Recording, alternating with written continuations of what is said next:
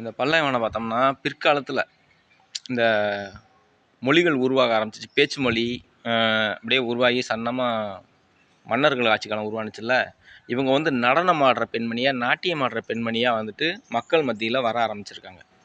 வந்து டான்ஸ் ஆடுறது, மன்னர்கள் மத்தியில் நின்றுக்கிட்டு டான்ஸ் ஆடுறது, நாட்டியம் ஆடுறது, இதே மாதிரி பண்ணி பின்னால் அவங்க என்ன பண்ணிட்டாங்க, அந்த மன்னரை மயக்கி அவங்க கூட இருந்துக்கிட்டு மக்களை எல்லாம் கொடுமைப்படுத்துறது, துன்புறுத்துறது, போர்களை உருவாக்கி விடுறது, பல சண்டைகளை உருவாக்கி விடுறது, இதே மாதிரி தொடர்ந்து இதே வேலைகளை பண்ணதுனால தான் காலங்காலமாக இத்தனை போர். அதுவும் இந்தியாவுக்குள்ளார பணம், தங்கம், இதெல்லாம் கிடைக்க ஆரம்பித்ததும் இதுக்காகவே பல போர்களை நடத்தி காமிச்சவங்க. இந்தியாவுக்குள்ளார பல்வேறு போர். இன்றைக்கி வரலாற்றை எடுத்து படிச்சிங்கன்னாக்கா நிறைய போர் இந்திய போர்களாக தான் இருக்கும்.